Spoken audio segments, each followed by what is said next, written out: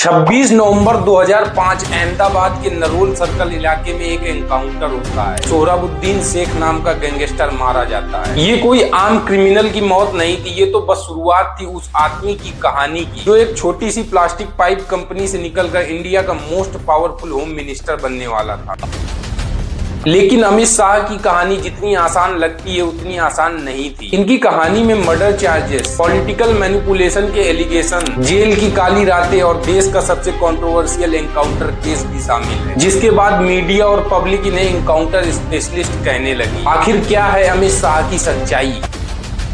ऐसे अमित शाह ने सोहराबुद्दीन शेख के एनकाउंटर की साजिश से इंडिया की पॉलिटिक्स का चाणक्य बनने का सफर तय किया। जानेंगे आज के वीडियो में। आगे बढ़ने से पहले वीडियो को लाइक और चैनल को सब्सक्राइब जरूर कर लें।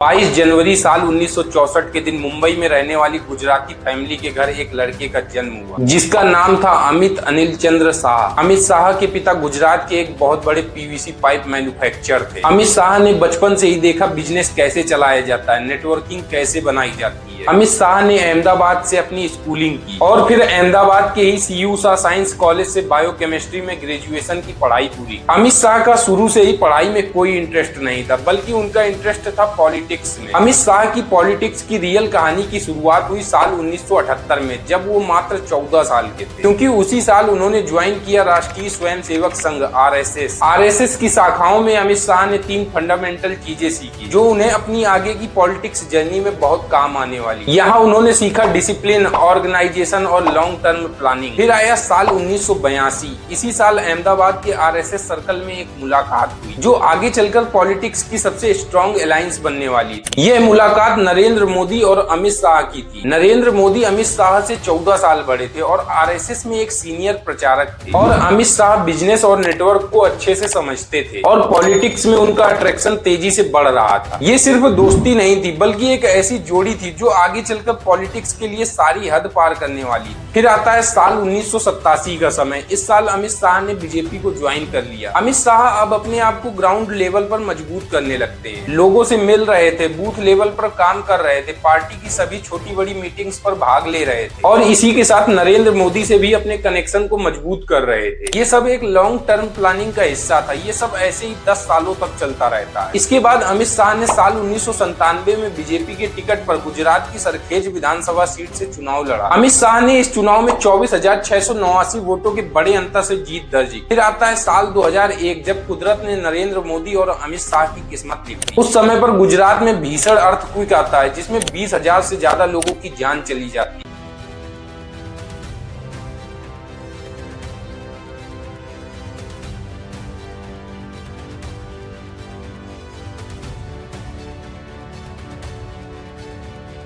इसी हादसे के बाद गुजरात के उस समय के चीफ मिनिस्टर केशुभाई पटेल ने अपने पद से रिजाइन कर दिया। यहीं पर एक बड़ा फैसला होता है, नरेंद्र मोदी को गुजरात का मुख्यमंत्री बनाया जाता है। यहीं से अमित शाह बनते हैं मोदी जी के की स्ट्रेटेजिस्ट और मास्टरमाइंड, जिनका हाथ हमेशा से मोदी की इमेज बिल्डिंग और उनके हर छोटे बड़े डिसीजन में होता। इसके एक साल बाद ही साल 2002 में गुजरात दंगे की आग में जल उठा। 3 दिनों तक चले ये दंगे इतने भयानक थे कि ये इतिहास में दर्ज हो जाते।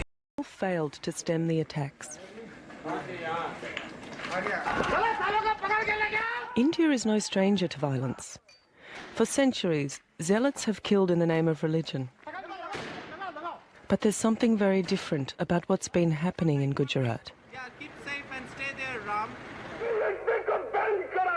के बाद साल 2002 में ही गुजरात विधानसभा चुनाव भी होते हैं। इस चुनाव में बीजेपी को जीत मिलती है और नरेंद्र मोदी फिर से गुजरात के मुख्यमंत्री बनाए जाते हैं और उनके सबसे भरोसेमंद साथी को कई महत्वपूर्ण मंत्रालयों की जिम्मेदारी दी गई। उस समय मुख्यमंत्री नरेंद्र मोदी थे, लेकिन उनके पीछे real decision maker Amit Shah थे। इसी टाइम पर शुरू होता है अमित शाह का सबसे बड़ा काला अध्याय। उस समय अमित शाह के पास 10 से ज्यादा विभाग थे। Home, law and justice, excise, transport, civil defence, सब कुछ इनके अंडर में आता था। मतलब सरकार तो नरेंद्र मोदी की थी, लेकिन सब कुछ अमित शाह के कंट्रोल में था। लेकिन इसी टाइम पर गुजरात में एनकाउंटर बहुत इंक्रीज हो जाते हैं और इन सब में एक नाम था जो हर जगह आ रहा था। मीडिया के अंदर रिपोर्ट छपती है एनकाउंटर स्पेशलिस्ट अमित शाह के बारे में। ये गुजरात की हिस्ट्री का सबसे कंट्रोवर्शियल टाइम था, जब गुजरात की पब्लिक हो या फिर रिपोर्टर सब अमित शाह को एनकाउंटर स्पेशलिस्ट कहते थे। इस टाइम पर गुजरात में 31 एनकाउंटर हुए, लेकिन इनमें 4 सबसे ज्यादा कंट्रोवर्शियल थे। इसमें सबसे पहला था सोहराबुद्दीन शेख का एनकाउंटर, जो कि साल 2005 में हुआ। उसके बाद 2004 में इशरत जहां, 2003 में सादिक जमाल और साल 2006 में तुलसीराम प्रजापति। लेकिन इन सब में सबसे ज्यादा कंट्रोवर्शियल था 26 नवंबर 2005 को हुआ एनकाउंटर। गुजरात राजस्थान बॉर्डर में एक कार रोकी जाती है जिसके अंदर बैठा था सोहराबुद्दीन शेख। ये गुजरात के अंदर जाना माना क्रिमिनल था जो कि हाजी मस्तान गैंग से कनेक्टेड था। इसके एनकाउंटर पर पुलिस ने कहा जब इसे रोका गया तो ये नहीं रुका और पुलिस पर फायरिंग शुरू कर दी और सेल्फ डिफेंस में पुलिस ने इसे शूट कर दिया। लेकिन जब इस मामले की जांच सीबीआई ने की तो सीबीआई की रिपोर्ट ने सबको चौंका दिया। सीबीआई ने अपनी रिपोर्ट में बताया कि सोहराबुद्दीन को उसकी वाइफ के साथ मुंबई से किडनैप किया गया था। 3 दिन तक इनलीगल कस्टडी में टॉर्चर किया गया और उसकी वाइफ कौसर बी को भी मार दिया गया। इस केस और एनकाउंटर का जो विटनेस था तुलसीराम प्रजापति, उसे भी मार दिया गया। सीबीआई ने अपनी रिपोर्ट में बताया कि ये सिर्फ एनकाउंटर नहीं था, ये एक प्लान्ड मर्डर था। सीबीआई ने कोर्ट में ये एलिगेशन लगाया कि ये सब कुछ अमित शाह के डायरेक्ट ऑर्डर पर हुआ था, क्योंकि सोहराबुद्दीन बीजेपी के कुछ लीडर्स को ब्लैकमेल कर रहा था, क्योंकि उसके पास इन लीडर्स के खिलाफ थ्रेडिंग एविडेंस थे। सीबीआई ने अपनी रिपोर्ट में ये भी सामने रखा कि इसको मारने के लिए 1 करोड़ रुपए का बजट रखा गया। जो पुलिस ऑफिसर्स इस एनकाउंटर में शामिल थे उन्हें प्रमोशन दिया गया। ये केस कोर्ट में चलता रहा और सारे एविडेंस देखने के बाद गुजरात के होम मिनिस्टर अमित शाह को 25 जुलाई 2010 को जेल जाना पड़ता है। अब बीजेपी का सबसे बड़ा पॉलिटिकल स्ट्रेटेजिस्ट जेल में था। नरेंद्र मोदी पब्लिकली कहते हैं कि अमित शाह इनोसेंट है।